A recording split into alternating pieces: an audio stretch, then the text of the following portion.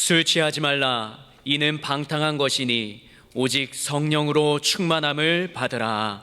아멘. 그렇습니다. 미운 것도 계속 사랑한다, 축복하다 그러면은 말이 씨가 되어서 더욱더 귀하고 사랑하는 존재가 되는 것 같습니다. 그래서 처음에는 사랑으로 결혼했지만 무엇으로 한다고요? 살아간다고요? 그놈의 정 때문에 어느 분은 그렇더라고요. 또 나중에는 죽지 못해서 그렇게 얘기하는데, 믿음의 사람들은 계속해서 축복할 수 있는 존재, 또 나를 위해서 기도할 수 있는 존재로 서로를 여기며 살아갔으면 좋겠습니다. 그래서 하나님께서 우리를 부르신 것 같아요. 하나님께서 우리에게 공동체로 부르신 이유가 뭐예요? 저주받기 위해서, 축복받기 위해서? 그렇습니다. 하나님께 복을 받고 또 서로에 대해서 기도하면서 축복을 빌어줄 수 있는, 도구할 수 있는 그러한 존재로 우리를 부르셨다는 것을 믿으시길 바랍니다. 그러니까 서로를 향해서 어떤 얼굴의 표정이 돼야 돼요? 웃는 거, 찡그린 거, 웃는 거. 그렇죠. 그래서 누가 딱 날 쳐다보더라도, 누가 지나가면서 집사님, 권사님 그래서 카메라를 딱 찍을 때도 어떤 표정이 있어야 된다? 스마일. 그렇죠. 그렇습니다. 다 잘 아시는 거 보니까 설교 안 해도 될 것 같습니다. 그러나 오늘 또 하나님께서 우리에게 하시는 말씀 중에 또 한 편의 말씀을 좀 묵상하고자 합니다. 세상을 살아가다 보면 이 두 가지의 영이 지배를 하고 있고요, 또한 그것에 의해서 어떤 것들이 부흥되는 것 같습니다. 하나는 악의 영이 부흥과 또한 성령의 부흥의 두 가지 모습으로 드러나는 것 같아요. 여러분은 어떤 부흥 가운데 서 있습니까? 그렇죠. 어떤 분은, 저는 어떤 때는 악의 부흥에 가 있는 것 같기도 하고 어떤 때는 성령의 부흥에 있는 것 같습니다. 그런데 놀라운 사실은 가운데는 없다는 것을 믿으시길 바랍니다. 나는 가운데예요. 가운데. 이것도 아니고 악한 것도 아닌데 성령 충만한 것도 아니에요. 가운데는 없다는 겁니다. 왜요? 가운데 있다고 생각하는 사람들은 잘못 생각하는 거예요. 누구의 도움을, 인도하심을 받지 않고요, 성령의 인도하심을 받지 않는 사람들은 누구의 지배를 받는 거예요? 악의 영의 지배를 받는 겁니다. 악에 속하지 않은 것 같지만 그 하나님에 대한 도우심이 없이 살아가는 사람은 내 힘으로 살아간다는 거예요. 그러니까 우리는 깨달아야 되죠. 내가 내 힘으로 살고 있는지 하나님의 도우심으로, 하나님의 인도하심으로 살고 있는지를 우리는 돌아봐야 될 것입니다.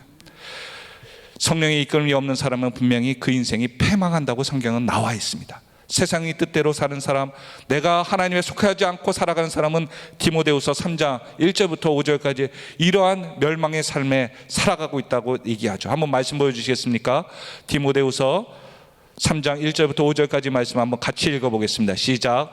너희는 이것을 알라. 말세에 고통하는 때가 이르니니 사람들이 자기를 사랑하며 돈을 사랑하며 자랑하며 교만하며 비방하며 부모를 거역하며 감사하지 아니하며 거룩하지 아니하며 무정하며 원통함을 풀지 아니하며 모함하며 절제하지 못하며 사나우며 선한 것을 좋아하지 아니하며 배신하며 조급하며 자만하며 쾌락을 사랑하기를 하나님 사랑하는 것보다 더하여 경건의 모양은 있으나 경건의 능력은 부인하니 이 같은 자애들에게서 내가 돌아서라.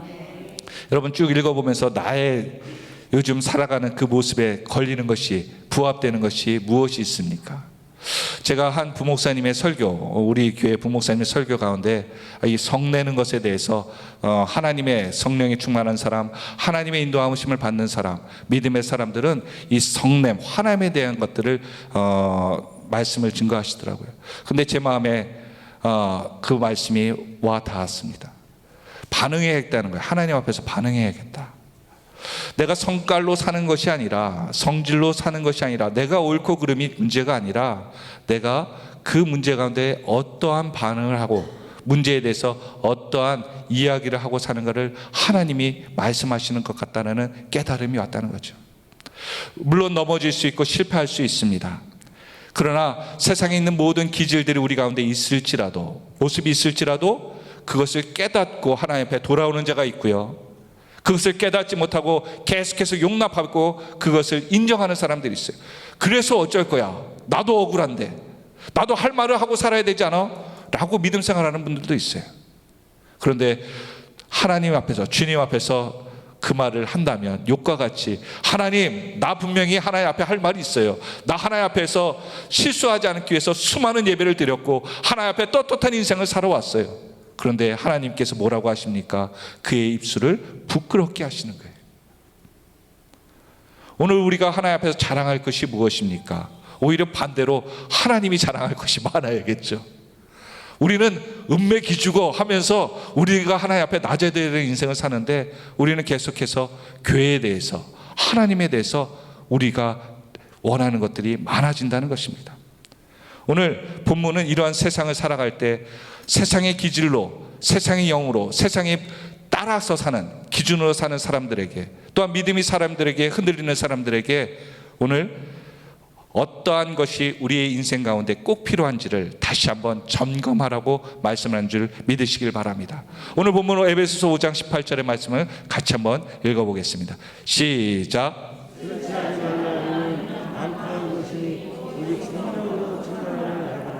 그렇습니다. 여기 특별히 관심 가져서 봐야 될 대상은 한번 자막을 한번 부탁드립니다. 그렇습니다. 술 취하지 말라는 동사가 나옵니다. 또한 성령의 충만함을 받으라라는 이야기를 다뤘습니다.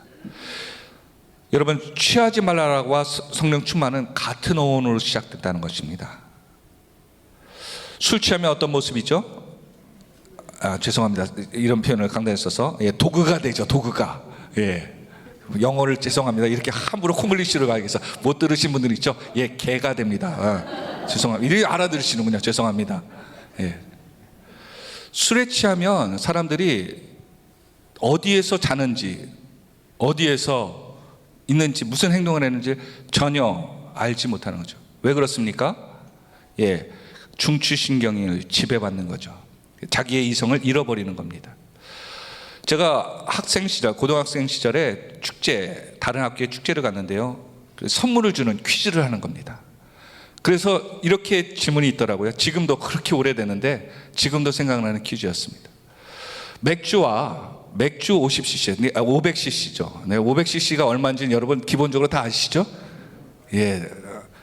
그런데 맥주 500cc와 같은 양의 물을 마시면 어느 것을 더 많이 마실 수 있습니까? 라고 질문하더라고요. 그래서 상품을 주려고 이렇게 기다리고 있는 거예요. 제가 뭐라고 대답했을까요?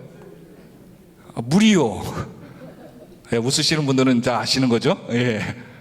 그러니까 그 학생이 너무 안타까운데, 아니 그거 말고요, 다른 거 있잖아요. 다른 거. 그게 답인데. 그냥 저를 속이는 줄 알고 저는 꿋꿋이 물이요. 그러니까 그 학생이 안타깝습니다. 맥주가 답이에요. 그러는 거예요. 지금 술 얘기하는 거 아닙니다. 여러분 다른 거에 왔다 갔다 하시면 안 돼요. 왜 그렇습니까? 왜 맥주를 더 많이 술을 더 마실 수 있습니까? 흡수가, 알코올 성분과 다른 그 성분들이 물보다 몸에 더 빨리 흡수되기 때문에 이뇨장애, 화장실 자주 가잖아요. 그렇다고 하더라고요. 그것처럼 물보다 더 술을 많이 마실 수 있는 그 모습 가운데, 술이 우리를 취하게 하는 이유는 양 때문입니까? 알코올 때문입니까? 그렇죠. 술 많이 마셔서 취하는 것이 아니라 알코올의 도수와 체질 때문에 사람이 쉽게 이성을 잃어버린다는 거죠. 오늘 저와 여러분에게도요, 우리가 하나님 앞에서 하나님이 우리의 인생을 충만케 지배하실 때 그 양에 달린 것이 아니라 그 성분에 달려 있다는 거예요. 질에 달려 있다는 것을 꼭 기억하시길 바랍니다. 어느 분은 양을 많이 채워야 된다고 생각하는데요, 그렇지 않습니다.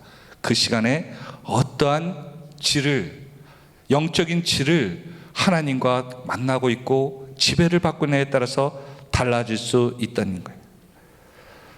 그래서 사람들에게 술에 지배당하는 우리 그들의 사람들의 모습 가운데 우리도 누구의 지배를 받고 살아야 되는 거예요? 성령의 지배를, 성령의 충만하는 것은요, 다른 말로 성령의 지배를 받는다는 거예요. 여러분 성령의 지배를 받고 사십니까? 몇 프로 지배받고 사세요? 몇 프로 지배받고 사세요? 99%? 한 번은 누가 이렇게 질문을 하더라고요. 여러분 남편을 몇 프로 사랑하십니까? 대답을 안 하시는군요. 마스크를 쓰시고. 아내에게 물어봤답니다. 아내가 남편에게 자기 나를 얼만큼 사랑해, 나의 존재가 어때? 라고 물어봤자 남편이 이렇게 대답했다고 했죠. 모든 것의 첫째야. 첫째야. 기분이 어떻습니까? 근데요, 이 비슷한 질문을 유명한 영성가 앤드류 머레이라는 분께서 기도하는 가운데 하나님이 물어보셨다는 거예요. 하나님께서 기도하는 가운데, 얘야, 나는 너에게 어떤 존재이냐 물어보셨다는 거예요. 그러자 그가, 하나님은 항상 제 모든 것의 우선입니다, 최우선입니다 얘기하는 거예요. 근데 하나님 반응이 찌끔퉁하다는 거예요. 그는 그 대답을 잘했다고 생각하고 고민한 거예요, 하루 종일. 그리고서는 저녁에 깨닫고 다시 하나님께 기도하기 시작합니다. 하나님은 저의 첫 번째가 아니라 저의 전부이십니다. 여러분, 최우선과 전부의 차이를 이제 좀 아시겠습니까? 아내가 그러는 거예요. 아까 물어본 것처럼, 남편, 나는 당신에게 어떤 존재야? 첫 번째지, 두 번째는 미스 A, 세 번째는 미스 C. 이게 말이 되는 겁니까? 사랑한다면 올인해야죠. 우리가 하나님에 대해서 성령 충만을 받을 때요, 아까 여러분에게 여쭤본 것처럼 성령의 충만함을 갖고 살아간다면 99%의 성령 충만은 없다는 거예요. 여러분, 99%의 헌신과 순종을 한다음에 1%의 불신과 순종하지 않은, 헌신하지 않은 것이 있다면 그 사람은 헌신했다고 얘기할 수 있을까요? 99%의 믿음은 있습니까? 없습니까? 없습니다. 1%의 불신이 그 사람의 모든 신앙을 대변한다는 것입니다. 우리가 성령 충만을 받으며 우리가 살아갈 때 주님께서 최선의 것을 우리에게 주신 것이 아니에요. 그분의 목숨 전부를 우리에게 주셨다는 것을 믿으시길 바랍니다. 그래서 우리가 하나님 앞에 드려야 될 때는요, 전부를 드려야 된다는 겁니다. 여러분, 그러면 어떤 분은 물어볼까요? 목사님, 이 성령의 지배를 받는다고 하는데 귀신 들림하고 뭐 차이가 있을까요? 여러분, 귀신의 지배를 받는 것과 성령의 지배를 받는 차이가 뭡니까? 성령은 귀신은 우리를 두렵게 하고 끌고 갑니다. 우리와 의지와는 상관없이 끌고 가요. 그러나 성령께서는 우리에게 무엇을 요구하십니까? 우리의 마음을 열라. 사도행전 5장 32절의 말씀입니다. 같이 한번 읽어보겠습니다. 시작.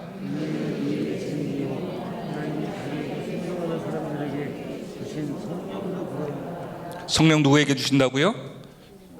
자기에게 순종하는 사람들에게 주신다. 우리가 하나님 앞에 순종의 마음을 연다면 하나님께서 우리의 성령의 충만함을 통해서 우리의 삶에 역사하실 수 있다는 거예요. 그러니까 하나님이 역사하시지 못하는 것이 아니라 우리가 뭐 하지 못하기 때문에, 그렇죠, 들으려고 하지 않고 순종하지 않기 때문에 하나님이 우리 삶 가운데 역사하실 수 없다는 거예요. 성령 충만을 작은 범위로는요, 이 방언, 은사들이 드러남으로 볼 수가 있습니다. 그러나 더 큰 삶의 의미가 안 되는 성령 충만의 의미는 성령의 열매를 맺고 사는 삶이 성령 충만한 삶이라고 말할 수 있겠죠. 그래서 우리는 체험도 중요하지만 우리가 하나님 앞에서 순종하는 삶이 성령 충만에 얼마나 중요하다는 것을 다시 한번 생각해 봐야 됩니다. 자, 순종의 얘기를 다루고 있어요. 성령 충만에는 무엇이 필요하다? 순종이 필요하다. 순종이. 자, 여러분에게 질문할 수 있습니다. 하나님이 여러분에게 무엇이든 요구하면 여러분 순종할 수 있습니까? 여기 꽤 많은 분들이 계신데 목소리가, 방송 듣는 분들도 계시다는 걸 생각하면서 다시 한번 여러분에게 질문하겠습니다. 여러분은 하나님께서 여러분에게 무엇을 요구하든지 순종하실 수 있습니까? 아멘. 감사합니다. 많은 분들이 여기 계십니다. 영상으로 비춰지지 않지만. 자, 그렇다면 여러분에게 질문해 보세요. 여러분 지갑 갖고 계십니까? 그러신 분이 계세요. 여러분 지갑 손에다 딱 드시고 한번 보십시오. 지갑 누구의 것이에요? 머리가 복잡해집니다. 이것도 목사님이 코로나로 인해서 교회 재정 어려울 것 같으니까 바치라고 하는 거 아닌가? 하나님 것이라고 하면서 걱정됩니다. 자, 지갑을 넣으시고요. 예, 기쁜 마음으로 확 집어넣으시는 분도 계십니다. 자, 여러분 타고 오신 차 누구의 것입니까? 남편 것이라고요? 하나님의 것이면, 자, 여러분의 통장 집에 기본적으로 한두 개 있잖아요. 대답들을 안 하시네요. 통장 받치라고 할 것 같으니까. 예, 얼굴이 하얘지시는 것 같습니다. 예. 통장 누구의 것이에요? 하나님의 것이죠. 자, 또 한 번 더 높여볼까요? 여러분의 집문서. 어느 분이 그러시더라고요. 호랑이에게 물려가도 몸만 차리면 된다? 정신 차려서 여기서 잘 대답해야 된다. 교회에다가 또 바치려는 것보다 아닙니다. 하나님이 원하신다면 그거 쉽게 가져가실 수 있을까요? 없을까요? 그렇죠. 내 것이라고 한 성경에서도 보면 하나님이 네 생명을 거둬가면 그게 누구의 것이 되겠느냐 얘기하지 않습니까? 내 것이라고 자랑할 것은 하나도 없습니다. 하나님이 순식간에 가져가신다 그러면요, 순식간입니다. 한 번입니다. 그런데 왜 하나님은 한 번에 가져가시지 않고 마음대로 하지 않고 우리에게 물어보실까요? 여러분 그거 생각해 보신 적 있습니까? 왜 하나님은 물어보실까? 누가복음 11장 13절의 말씀입니다. 같이 한번 읽어보겠습니다. 시작. 좋은 것을 자식에게 집중하기를 너희 하늘 아버지께서 구하는 자에게 성령을 주시지 않겠느냐 하시니라. 그렇습니다. 우리의 마음을 열어서 그분을 초청하고 간구해야지만이 하나님 앞에서 그 마음에 하나님이 성령께서 충만함을 받을 수 있다라고 말씀하십니다. 여러분 우리가 하나님 앞에 자꾸 하나님을 거절하는 모습, 불순종부터 시작됩니다. 그런데 시간이 지나고 우리는 알게 됩니다. 우리의 신앙 가운데, 삶 가운데 기억되는 것은 내 뜻대로 한 것이 남는 것이 아니라 하나님의 뜻대로 한 것만이 남다는 것을 꼭 기억하시길 바랍니다. 돌아보십시오. 어제 하나님의 뜻대로 결정하고 행한 것이 무엇이 있습니까? 내가 돌아봤더니 내 성질 내야 되는데 주님 때문에 주여 나를 죽여주셔서 내 성질 이것조차 하나님 앞에 죽입니다. 십자가에 못 박습니다 하며 하나님의 결단 가운데 포기하신 부분들이 자꾸 많아져야겠죠.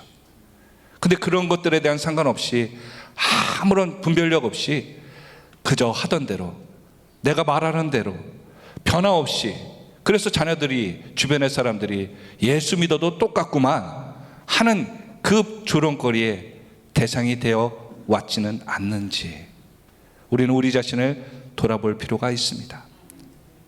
우리 자녀들이 계속 성장하지 않고요, 아이들을 몇십 년간 키웠는데 아이가 하는 것이 학교 갔다가 집에 왔다가 학원 갔다가 집에 왔다가 교회 갔다가 집에 왔다가, 여러분 평생 그렇게 산다면 그 아이가 올바로 자랐다고 얘기할 수 있을까요? 우리 신앙도 마찬가지입니다. 교회 왔다가 집에 왔다가 직장 갔다가 왔다가 아무것도 하지 않고 그저 출입만 하는 거예요. 하나님의 역사가 일어나지 않아. 그렇다면 그 사람은 하나님 앞에서 믿음의 삶을 살아왔다라고 고백할 수 있을까요? 물론 얘기할 수 있습니다. 그런데 저는 이간질을 듣고 마음에 도전이 된 적이 있습니다. 어떤 성도님께서 새벽에 기도를 한 거예요. 새벽에 기도를 하는데 갑자기 하나님의 감동하심, 음성이 들렸다고 합니다. 근데 이렇게 얘기를 하시는 거예요. 오늘 네가 전도하러 갈 때 뺨 싸대기를 세게 맞을 거다 라고 하나님께서 알려주시는 거예요. 그분이 그 얘기를 듣고 펑펑 울었다는 거예요. 여러분 왜 울었을까요? 왜 울었을까요? 여러분 입장에서 하나님이 그런 음성을 들으셨으면 여러분은 어떤 반응을 하시겠습니까? 근데 그분의 간증이 이렇습니다. 본인이 30여 년 이상을 신앙생활을 했는데 주님 때문에 고난과 뺨싸대기, 모욕조차 당해본 적이 없었다는 거예요. 그저 타협하고 또한 좋은 게 좋은 거다라고 생각하며 문제를 일으키지 않으려고 하나님의 영광은 항상 저울질되어서 왔다는 거예요. 그런데 오늘 주님을 위해서 내가 뺨이라도 맞는 고난을 당할 수 있으니 내가 하나님 앞에서 인정받는 거 아닐까, 예수의 흔적이 내 몸에 남는 것이 아닌가, 그것이 감격되어서 울었다고 얘기하시더라고요. 우리는 예수를 위해서 무엇을 희생하고 있습니까? 성령 충만은 바로 그것이에요. 성령이 충만해서 나의 이성을, 내가 생각하는 것을, 나의 습관을 뛰어넘어서 지배하여서 내가 이러면 안 되는데 라고 하는, 그러나 하나님이 원하시기 때문에 할 수밖에 없는 그 감동하심의 삶을 성령 충만이라고 이야기하고 있습니다. 내가 불 받았습니다 라고 하는 것은 훈련입니다. 연습이에요. 실제적인 삶 가운데 불 받은 사람의 변화된 삶을 어떻게 사느냐 보여줘야 될 거 아닙니까? 그런데 기도도 뜨겁고 교회에 대해서 사랑도 뜨거운데 삶에 들어가면 성령의 열매가 맺어지지 않는 삶을 산다면 우리는 도전해 봐야 되는 거예요. 내가 과연 예수를 제대로 믿고 있는가? 내가 예수 때문에 예수와 동행하고 있는 삶을 살고 있는가 말입니다.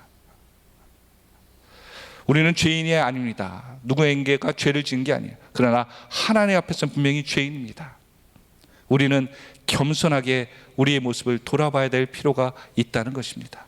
우리가 완벽하지 않기에 우리의 완벽을 도와주시는, 우리를 의인 삼아주시는 그분 앞에 설 수 있도록 우리는 부단히 노력해야 된다는 거예요. 어떻게 순종을 배울 수 있습니까? 주님은 이렇게 우리에게 가르쳐 주십니다. 히브리서 5장 8절과 9절의 말씀입니다. 같이 읽어보겠습니다. 시작. 그가 아들이시면서도 고난 받으신 고난으로 순종함을 배워서 9절 온전하게 되셨은즉 자기에게 순종하는 모든 자에게 영원한 구원의 근원이 되시고, 주님도 고난을 통해서 순종을 배웠다라고 말씀하십니다.